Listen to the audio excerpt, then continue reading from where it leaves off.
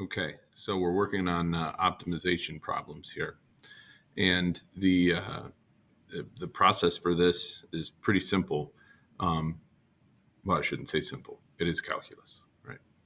But uh, you're given two pieces of information here. Okay, one of them is a setup, right? So, for example, it says suppose m and n are two numbers such that, and then they give you this scenario. Okay. Um, then you're given a prompt, which is find the greatest value of this.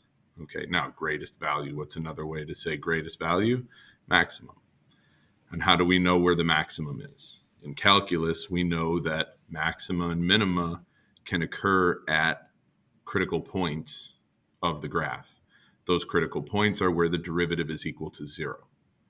So what we're doing is taking this expression, this statement that we're trying to maximize, and we have to take the derivative of this and then set that derivative equal to zero. That's going to tell us where the maximum occurs, not what the maximum is, but where the maximum occurs, right? So when you look at n squared minus m squared, and you're like, I have to differentiate that seems like it would be implicit differentiation, right? Well, yes, it would be, since we have two variables, but because we're given this initial setup to the problem, we can take that piece of information, solve for one variable in terms of the other, substitute that in here. Okay, so when you look at this m plus 3n equals 20, right now you've got two choices. You could solve for m in terms of n, or you could solve for n in terms of m. Now, if you're going to solve for n in terms of m, and I'll write this out, you tell me. You've got that, right? So you've got n is equal to 20 minus m over 3. Or you could simply just move the 3n to the other side and say m is equal to 20 minus 3n. Because whatever we get here, right, one of these is being plugged into this statement over here. Okay, now I hope it's obvious that this is a really bad idea. Okay, so we're going to say that m is equal to 20 minus 3n. That's going to go here. So what we end up with is n squared minus 20 minus 3n squared. All right, now this is our statement that we're trying to maximize. Now, what I've been doing, just for the sake of, calculus, in honor of calculus, is I've been naming this statement. So let's say that, let's just call this capital S for no other reason. But this statement I'm calling S is n squared minus 20 minus 3n quantity squared. So, and I could even say S parentheses n, S defined in terms of n. I'm not going to do that. Instead, I'm going to say, okay, so this is what I'm trying to maximize. To find where the maximum of a expression occurs, we can differentiate and set equal to zero. So I'm going to say that the derivative of s with respect to n is equal to, now, when we go to differentiate this, obviously the first part here is going to be 2n. This second part, okay, we could use the chain rule for this, all right? I would advise before that, and give myself some space, why not instead just write this out in its polynomial form? So if I square what's on the inside here, I'd get 400 minus 120n plus 9n squared. So if I square that binomial, I get this statement. So really this is n squared minus 400 plus 120n minus 9n squared.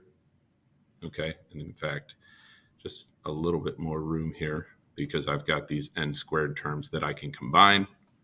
So I've got negative 8n squared, let's say plus 120n minus 400.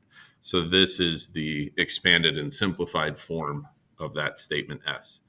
Now when I go to differentiate, maybe I jumped the gun here a little bit. Now when I go to differentiate this, I'm going to get negative 16n plus 120.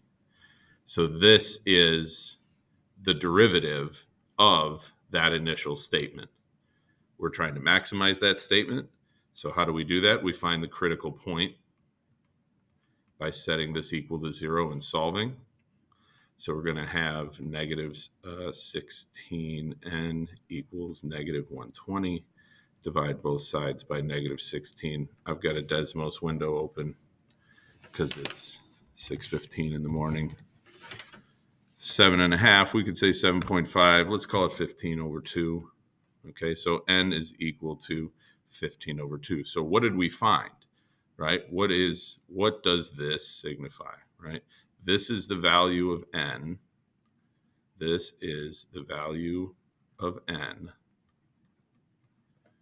where S reaches a maximum. So this is not the max. That's the value of n that maximizes this statement. That's what we're trying to do all along. Okay. So then obviously it says find the greatest value of that. I know what n is for that statement. I have to take n, put it back in here to find m, right?